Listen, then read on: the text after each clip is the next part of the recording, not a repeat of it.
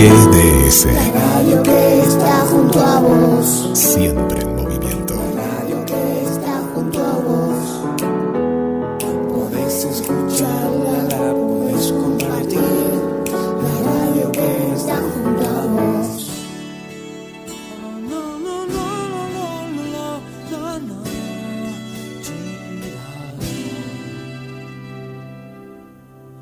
Algo en los jardines me llama sin cesar.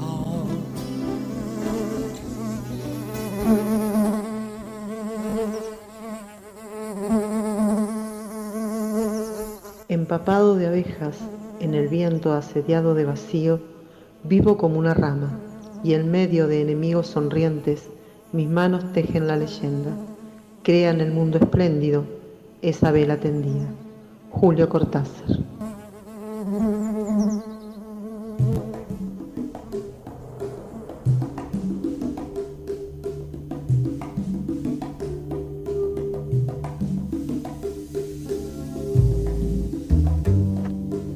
Bienvenidos, bienvenidas y bienvenides a la colmena del programa número 20 de Cómo duermen las abejas por GDS Radio, un programa de biodiversidad, humanidad, cultura y deseos.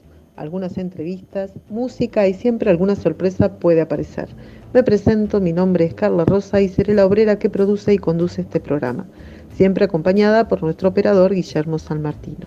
Si quieren comunicarse pueden hacerlo al 223 42 46 646 o al 223 022 129. También pueden seguirnos suscribirse a nuestro canal Cómo duermen las abejas. Ahí hay entrevistas de programas anteriores y iremos subiendo nuevas entrevistas. Bueno, así comenzamos el programa de hoy.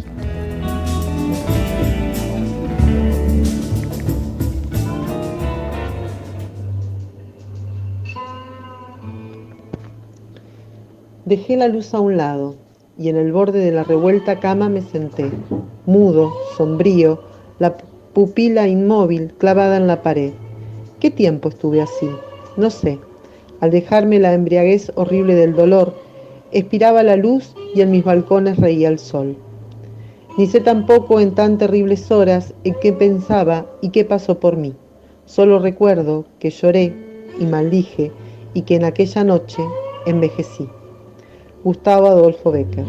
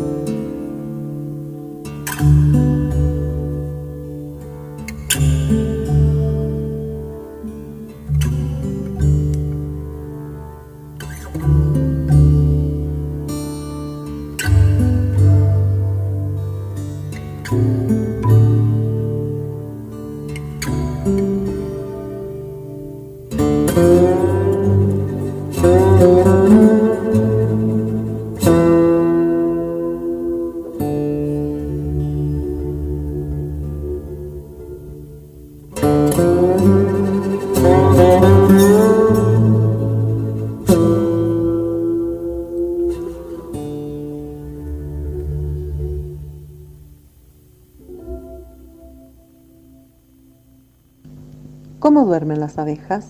Sin duda, dormir entre pétalos de rosas debe ser la experiencia más maravillosa.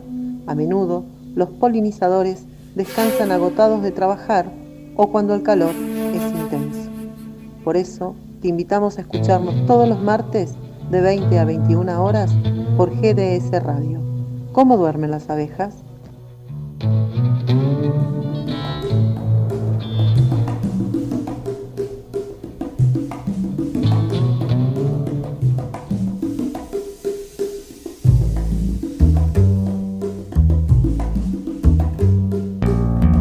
Cerámica El Hornero. Artesanías en cerámica y madera. Tazas, platos, jarros, trabajos en torno alfarero y escultóricos combinados con madera. También realizamos pedidos personalizados. Hacemos entregas sin cargo dentro de Mar del Plata. Comunicate al 153 02 2129 o visitanos en nuestras redes Instagram y Facebook. Nos encontrás como Cerámica El Hornero, con la calidad de siempre.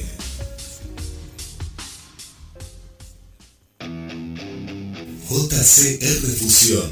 Herrería, trabajos a pedido, muebles, barras, escaleras, herrería, carpintería.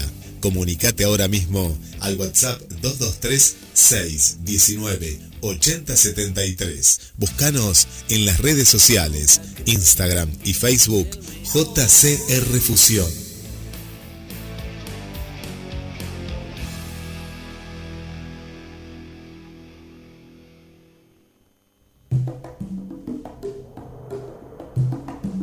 ¿Cómo duermen las abejas? El descanso o sueño en las abejas hace que se reduzca el metabolismo. Debido a ello, se produce un ahorro de energía. Algunos estudios sugieren que también les ayuda a recordar la ubicación de lugares visitados con anterioridad. Por eso te invitamos a escucharnos todos los martes de 20 a 21 horas por GDS Radio. No te olvides, ¿cómo duermen las abejas?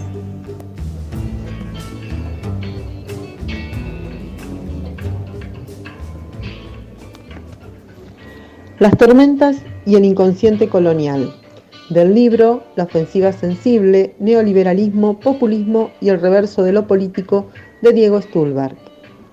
Para salir de la dialéctica inclusión-exclusión y su bloqueo sobre la creación de formas de vida, la analista y filósofa brasileña Sueli Rolnik busca en la lógica de las sensaciones una nueva dinámica de pensamiento en base a la emergencia de mundos virtuales. Su punto de partida es una imagen, una tormenta eléctrica y un pararrayos. Así presenta la relación entre Gilles Deleuze y Félix Guattari. La escena se resume en 3 momentos: una serie de tormentas, intensidades que nos desestabilizan, unas capacidades para captar singularidades en ese caos, afectos, percepciones, ideas, una aptitud para modular lenguajes a partir de las singularidades extraídas del fondo tormentoso. La tormenta es aquello que al afectar a la subjetividad desestabiliza a los sujetos. La captación de esas afecciones perturbadoras es lo propio de Guattari, y la formación de un lenguaje a partir de esas captaciones es Deleuze. La tormenta es ya una parte del sujeto. Rolnik lo llama fuera de sujeto. Es como si se tratase de la parte de afuera, su afuera más propio, aquello que se presenta como violencia irruptiva, que desdibuja los mapas de referencias y caotiza la existencia. Una fuerza del sujeto capaz de cuestionar aquello que el sujeto intenta conservar como su ser. Esa tempestuosa desestabilización es la que Rolnik identifica con Guattari. ¿Qué quiere decir aquí Guattari? La figura de quien se vulnerabiliza ante el caos. Vulnerabilizarse como modo de permitir que emerjan nuevos universos virtuales. Esta vulnerabilidad o fragilidad es la clave que permite dar curso a una subjetividad diferente a la del sujeto que se resiste al caos, ese que defiende su estabilidad a toda costa. Este sujeto es un individuo neoliberal, heredero de una larga historia que en nuestro contexto comienza con la conquista de América. En Esferas de la Insurrección, apuntes para descolonizar el inconsciente, Rolnik define como cartesiana esta subjetivación clásica de matriz cristiana. Patriarcado, catolicismo, capitalismo, colonialismo y logocentrismo son fenómenos de larga duración que actúan sobre nuestros modos de vida y conforman lo que ella llama un inconsciente colonial, colocando al sujeto por encima del fuera de sujeto, instancia devaluada a la que, sin embargo, se acude cada vez que colapsa la estabilidad subjetiva y se vuelve imperioso crear referencias de orientación.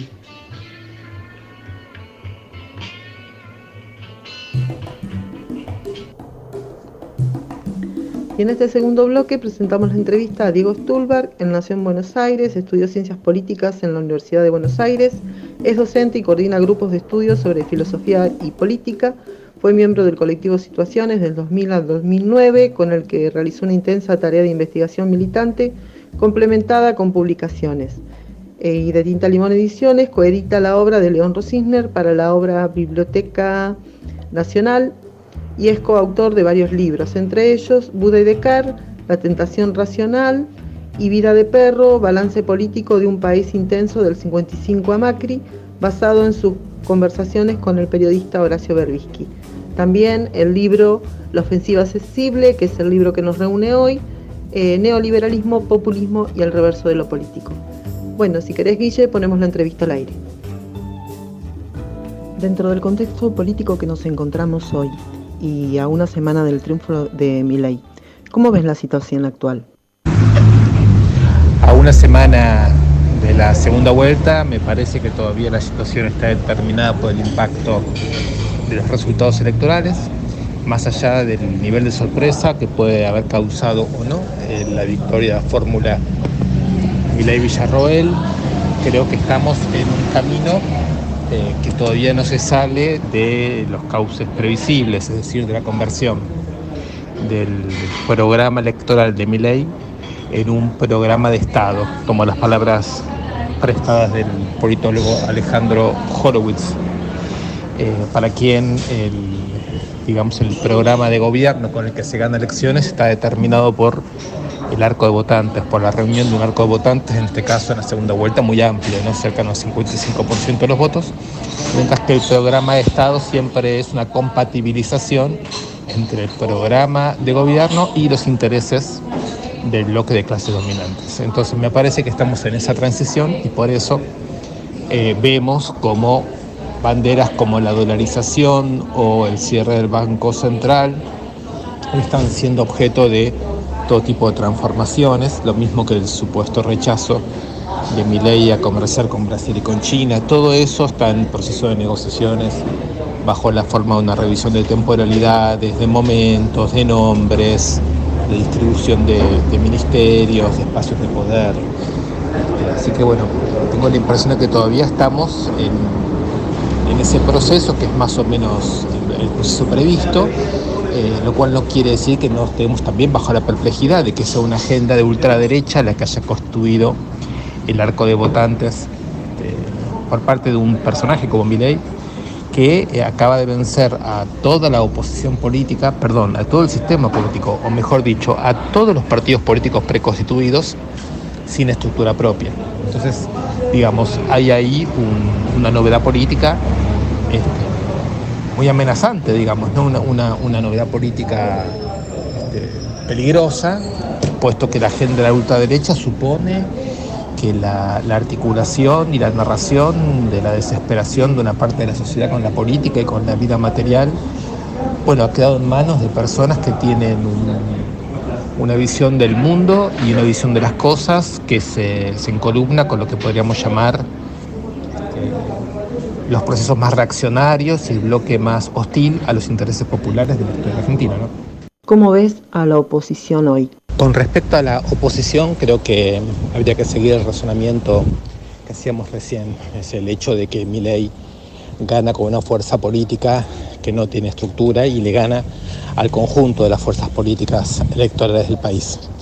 Hay que recordar que si bien Macri y Bullrich, después de la primera vuelta, rompen su propia fuerza política para apoyar a Milei y ofrecerle la posibilidad de ganar, pero además después ocupan lugares centrales en el gabinete y lo proveen de contactos políticos empresariales, en una primera instancia Milei ganó a cada uno de los partidos políticos de las dos grandes coaliciones del sistema político argentino.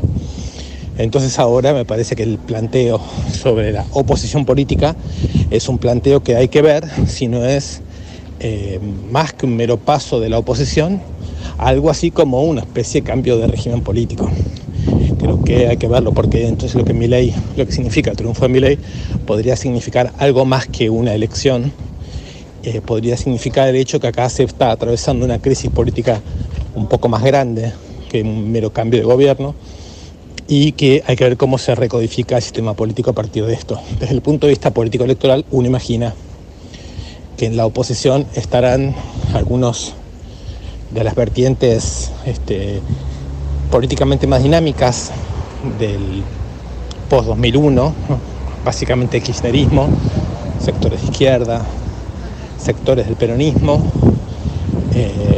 Cuando digo sectores me refiero a que seguramente, como todos sabemos, habrán también otros sectores del peronismo mucho más disponibles a participar del gobierno de Milei o a dar gobernabilidad. Y con el radicalismo habrá que ver también lo mismo, ¿no? ¿Qué sectores deciden hacer una oposición moderada? ¿Quiénes participar del gobierno? En fin, me parece que desde el punto de vista político-electoral lo que hay es una reorganización.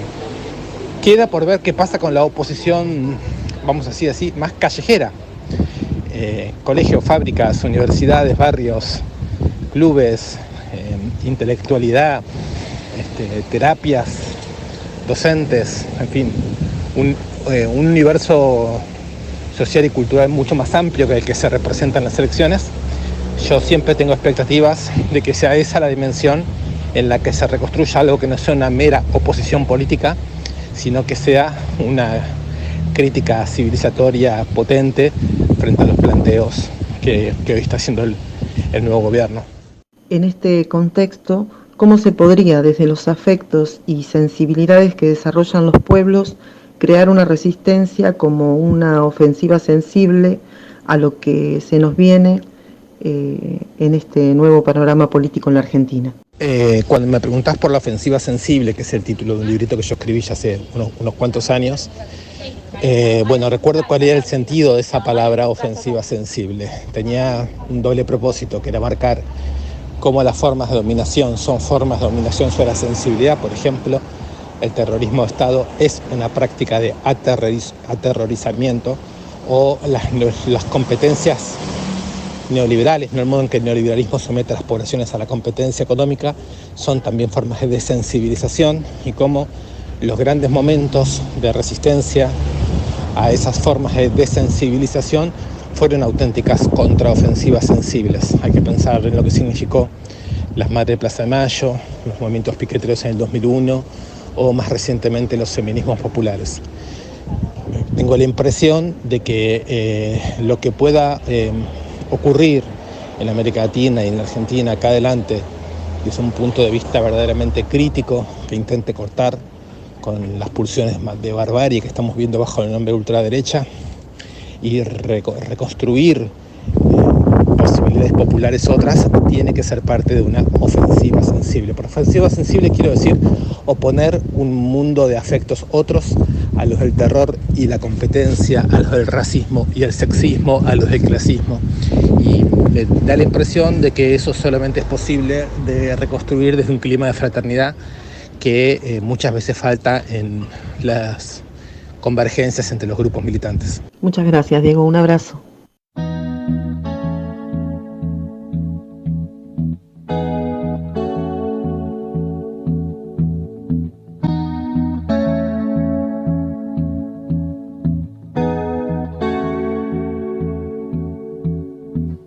La calle Yupes raya al medio, encuentra Belvedere. El tren saluda desde abajo con silbos de tristeza. Aquellas filas infinitas saliendo de Central. El empedrado está tapado, pero allí está la primavera en aquel barrio. Se llama soledad, se llama gritos de ternura, pidiendo para entrar, y en el apuro está lloviendo. Ya no se apretarán mis lágrimas en tus bolsillos.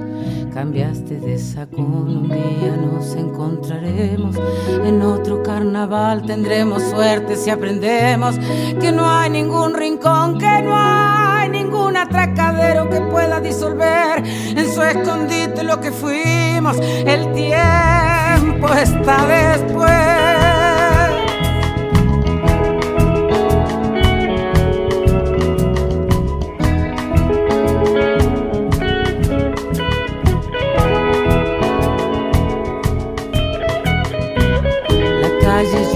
Raya al medio, encuentra Belvedere, el tren saluda desde abajo con silbos de tristeza, aquellas filas infinitas. Saliendo de Central el empedrado está tapado, pero allí está la primavera en aquel barrio. Se llama soledad, se llama gritos de ternura, pidiendo para entrar y en el apuro está lloviendo.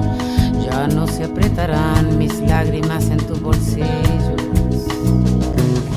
Un día nos encontraremos en otro carnaval. Tendremos suerte si aprendemos que no hay ningún rincón, que no hay ningún atracadero que pueda disolver en su escondite lo que fuimos.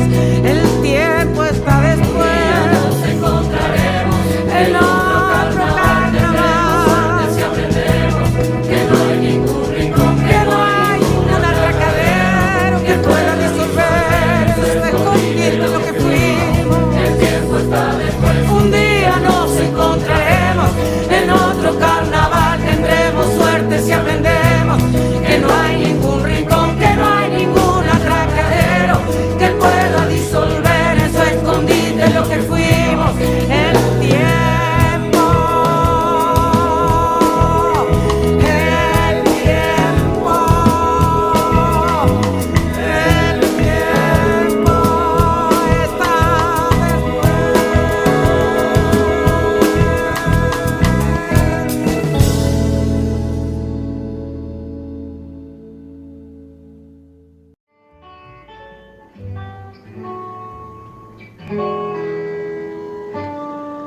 Claroscuro, de Diego Almaraz.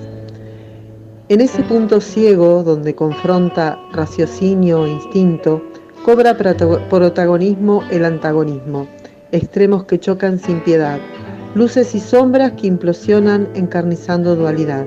Somos momentos, somos esperanzas, somos la lanza de las circunstancias, somos decisiones en todo contexto, somos corazón e intelecto.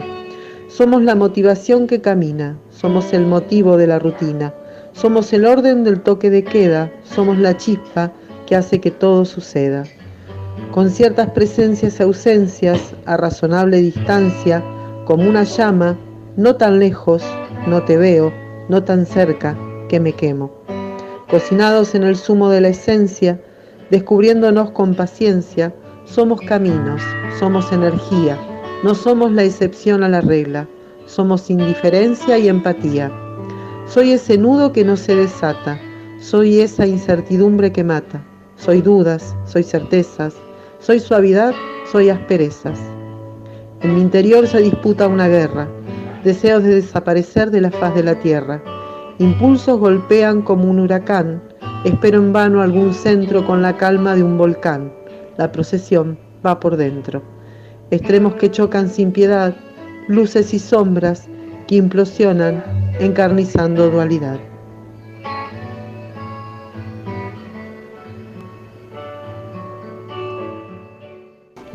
Hasta el próximo martes en otro programa de Cómo duermen las abejas.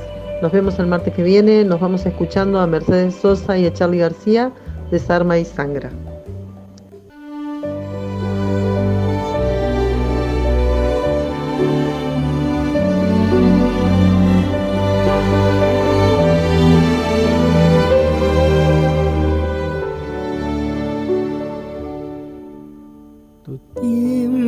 Es un vidrio, tu amor un faquir, tu cuerpo una aguja, mi mente un tapiz. Si las sanguijuelas no pueden herirte, existe una escuela que enseña a vivir.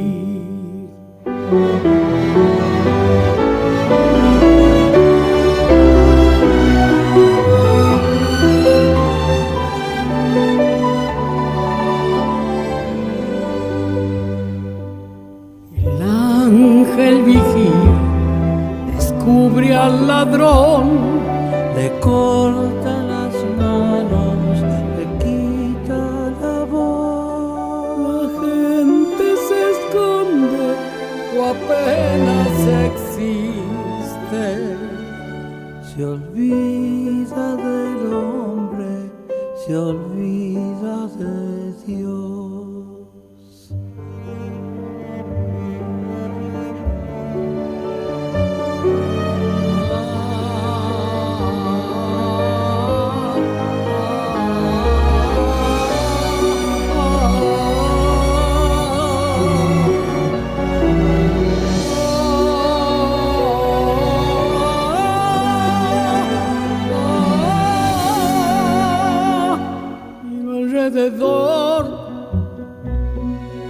Heridas que vienen, sospechas que van y aquí estoy,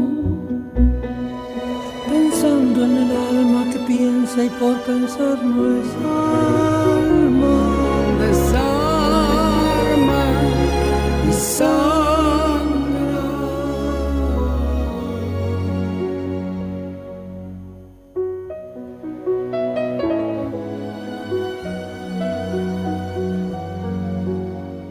Existe una escuela que enseña a vivir.